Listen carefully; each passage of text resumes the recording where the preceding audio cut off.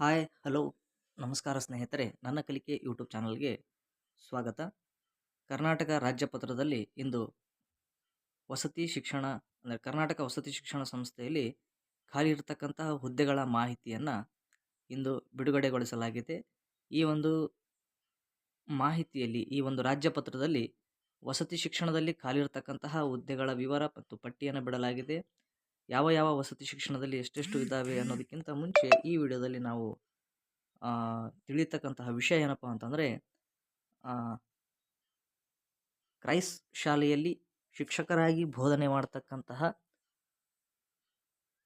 ಶಿಕ್ಷಕರಿಗೆ ಕಡ್ಡಾಯವಾಗಿ ಏನು ಮಾಡಿದ್ದಾರೆ, TETಯನ್ನು ಪಾಸ್ ಆಗಬೇಕಂತಹ ಒಂದು ಆದೇಶವನ್ನು ಹೊರಡಿಸಲಾಗಿದೆ.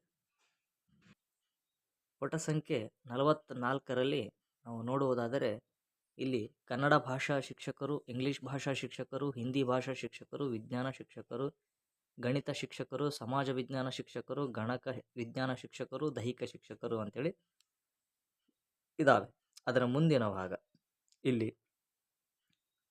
28ರಿಂದ 30ರವರೆಗಿನ ಕ್ರಮ ಸಂಖ್ಯೆಯಲ್ಲಿನ ಹುದ್ದೆಗಳಿಗೆ ನೇಮಕಾತಿ ಅಂದರೆ 28, 29, 30, 31, 32, 33, 34, 35ರವರೆಗಿನ ನೇಮಕಾತಿಗಳಿಗೆ ಹುದ್ದೆಗಳಿಗೆ ನಿಯೋಜಿತ ಸ್ಪರ್ಧಾತ್ಮಕ ಪರೀಕ್ಷೆ ಮೂಲಕ ಹೊಸದಾಗಿ ನೇಮಕಾತಿ ಮಾಡಲು ವ್ಯವಸ್ಥೆ ಮಾಡತಕ್ಕದ್ದು ಹಾಗೂ 28ರಿಂದ 33ರವರೆಗಿನ ಕ್ರಮ ಸಂಖ್ಯೆಯಲ್ಲಿನ ಶಿಕ್ಷಕರ ಹುದ್ದೆಗಳಿಗೆ ಅರ್ಜಿ ಸಲ್ಲಿಸಲು ಕರ್ನಾಟಕ ಪ್ರಾಥಮಿಕ ಮತ್ತು ಪ್ರೌಢಶಿಕ್ಷಣ ಇಲಾಖೆ ನಡೆಸುವ ಶಿಕ್ಷಕರ ಅರ್ಹತೆ ಪರೀಕ್ಷೆ TET ಪತ್ರಿಕೆ 2 TET ಅರ್ಹತೆ ಹೊಂದಿರತಕ್ಕದ್ದು ಕಂಪಲ್ಸರಿಯಾಗಿ ಎಲ್ಲರೂ ಎಲ್ಲಿವರೆಗೆ 33ರವರೆಗೆ ಅಂದರೆ ಸಮಾಜ ವಿಜ್ಞಾನ ಶಿಕ್ಷಕರು, ಇಲ್ಲಿ ಗಣಿತ ಮತ್ತು ದೈಹಿಕ ಶಿಕ್ಷಣ ಶಿಕ್ಷಕರಿಗೆ ಏನಪ್ಪ ಅಂತಂದರೆ ಕನ್ಸೆಷನ್ ಕೊಡಲಾಗಿದೆ. ಅವರು TET ಅರ್ಹತೆಯಾಗುವ ಅವಶ್ಯಕತೆ ಇಲ್ಲ.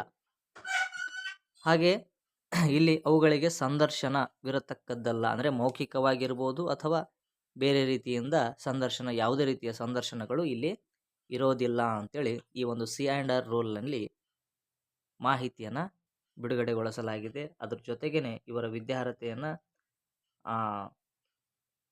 ಇಲ್ಲಿ ಸೂಚಿಸಲಾಗಿದೆ.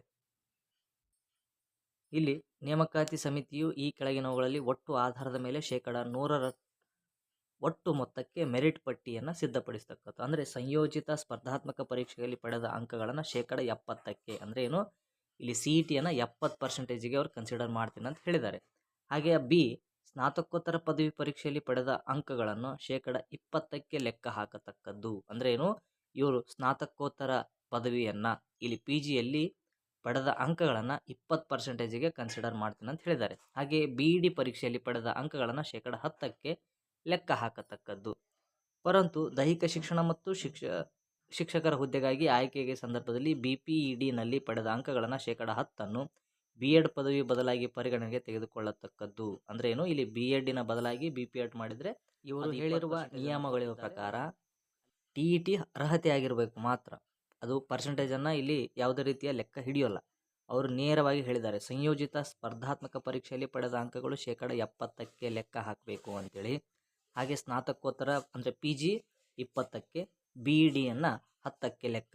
ಅಂದರೆ PG 20, B.Ed 10, CET